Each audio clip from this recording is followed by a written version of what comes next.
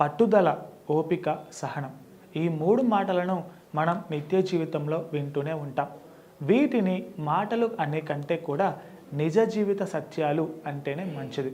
పూర్వం రోజుల్లో మునులు, ఋషులు, సాధువులు భగవంతుడి దర్శనం కోసం వర్షాల తరబడి ధ్యానం, తపస్సు చేసేవారు. భగవంతుడి దర్శన భాగ్యం కలిగే వరకు వదలకుండా తపస్సు చేస్తూనే ఉంటారు. మధ్యలో ఎదురయ్యే అడ్డంకులు, అవరోధాలు వారిని ఏమి ఇబ్బందులు పెట్టేవి కావు. దేహాన్ని దేవాలయంగా హృదయ కుహరంలో భగవంతుడిని ప్రతిష్ఠించి తపస్సు చేసినప్పుడు తప్పకుండా దైవం ప్రత్యక్షమయ్యేది. తపోఫలాన్ని మునులు, ఋషులు, మహర్షులు తప్పకుండా పొందేవారు. కాలం మారుతున్న కొలది సహనం తగ్గిపోవటం మొదలైంది. పట్టుదల కోల్పోవటంతో ఓపిక నశించిపోయింది. దీని స్థానంలో కోపం, ఆగ్రహం, ఆవేశం వంటి అరిషడ్వర్గాలు ప్రవేశించాయి. దీంతో మనిషికి కోరికలు ఎక్కువయ్యాయి. భగవంతుని ముందు కూర్చొని మన కోరికల చిట్టాను ప్రవేశపెడతాం. తీర్చాలని మొండిగా మారం చేస్తాం. మొక్కుబడిగా పూజించి మూటెడు పుణ్యాన్ని సొంతం చేసుకోవాలని అనుకుంటాం.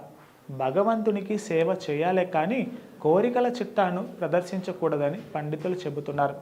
ఒక్కసారి రాసిన తలరాతను మార్చటం ఆ బ్రహ్మతరం కూడా కాదని అంటారు. తీరని కోరికలు కోరుకొని అవి తీరాలంటే ఎలా?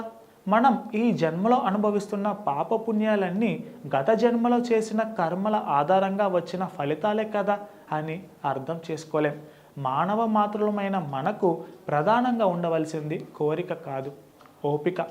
ఎవరికైతే ఓపిక ఎక్కువగా ఉంటుందో వారికి సహనం, పట్టుదల కూడా ఎక్కువగానే ఉంటుంది. ఓపికతో ప్రయత్నిస్తే ఏదైనా సాధించగలం అని చెప్పటానికి ఎన్నో ఉదాహరణలు ఉన్నాయి.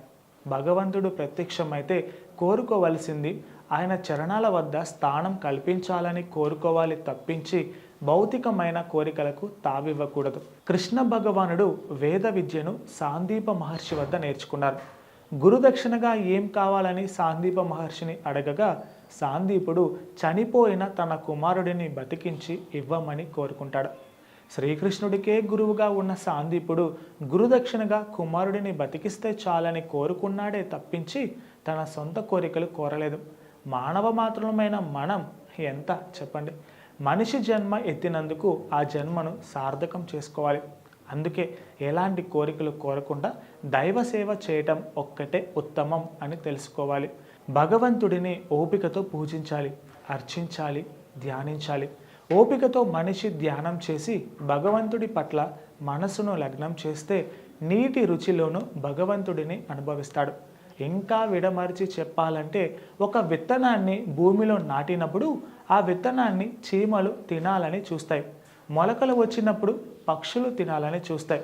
మొక్కగా ఎదుగుతున్నప్పుడు పశువులు తినాలని చూస్తాయి. వీటన్నింటినీ దాటుకొని ఆ విత్తనం వృక్షమైతే అవే చీమలు, పక్షులు, పశువులు ఆ చెట్టు కింద నీడ కోసం వస్తాయి. జీవితం కూడా అంతే.